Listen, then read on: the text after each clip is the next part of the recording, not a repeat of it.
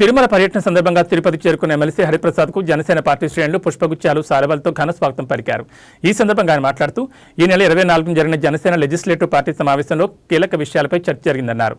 Delimitation, panchayat ఎన్నికలపై అధినేత పవన్ కళ్యాణ్ కీలక ఆదేశాలు ఇచ్చారని తెలిపారు. జనసేన పార్టీ ప్రాతినిధ్యం వహించే నియోజకవర్గంలో అభివృద్ధి కార్యక్రమాలపై దిశానిర్దేశం చేశారని పేర్కొన్నారు.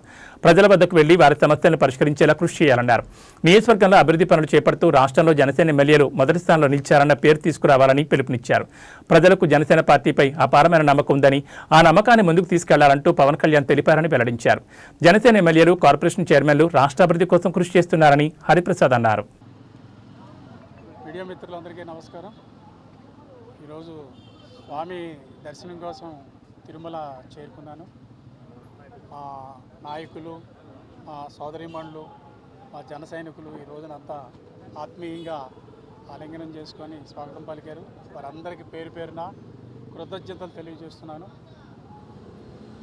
మన ఆంధ్ర ప్రజలతో పాటు దేశం సుభిక్షంగా ఉండాలని జనసేన నాయకులు, మా ప్రీతమ నాయకుడు శ్రీ పవన్ కళ్యాణ్ గారిపై ఆ స్వామివారి కటాక్షం నిరంతరం ఉండాలని మనసారా కోరుకుంటున్నాను.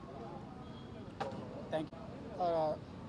24వ తేదీన విజయవాడలో జేఎల్పీ సమావేశం జరిగింది. ఆ సమావేశంలో పార్లమెంటు సభ్యులు, శాసనమండలి సభ్యులు కూడా ఉన్నారు. చాలా ముఖ్యమైన విషయాల మీద ఆ రోజు చర్చ జరిగింది.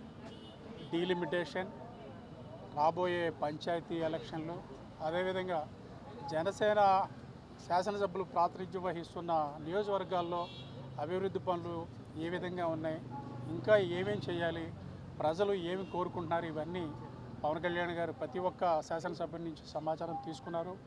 వారికి దిశానిర్దేశం చేశారు.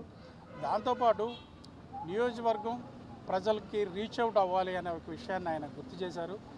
ఎలక్షన్ ముందు ఏదైతే ప్రజల మధ్య తిరుగుతూ వివిధ వర్గాల వారిని కలుస్తూ ఓట్లు మనం అడిగామో, అదే రీతిలో ఇప్పుడు కూడా మనం వారి దగ్గరికి వెళ్ళి వారికి ఏ అవసరాలు ఉన్నాయి, వారు ఏమనుకుంటున్నారు, ఏమి కోరుకుంటున్నారని తెలుసుకోవాలి. వారి సమస్యలు పరిష్కారానికి కృషి చేయాలి. అవి పరిష్కారానికి కొంత ఇబ్బందికరంగా ఉన్నప్పటికీ ఆ ఇబ్బందులు వారికి తెలియజేస్తే వాళ్ళు ప్రజలు సహృదయంతో అర్థం చేసుకుంటారు. సాధ్యమైనన్ని అభివృద్ధి కార్యక్రమాలు తీసుకువెళ్తూ రాష్ట్రంలో జనసేన సభ్యులు అందరికంటే ముందు ఉన్నారన్న ఒక పేరు తీసుకురావాలి. జనసేన మీద ప్రజల అపారమైన నమ్మకం ఉంది. ఆ విశ్వాసాన్ని మనం ముందుకు తీసుకెళ్లాలని వారు పవన్ కళ్యాణ్ గారు శాసనసభ్యులకు దిశానిర్దేశం చేశారు. మీకు తెలుసు, జనసేన అంటే ఒక క్రమశిక్షణ గల పార్టీ. మా శాసనసభ్యులు, మా పంచాయతీ, మా చైర్మన్లు, కార్పొరేషన్ చైర్మన్లు, వివిధ పదవులు తీసుకున్న వాళ్ళందరూ ఈ రాష్ట్రం అభివృద్ధి కోసం నిరంతరం కష్టపడటానికి, ప్రజలతో మమేకోవడానికి సంసిద్ధంగా ఉన్నారు. Thank you.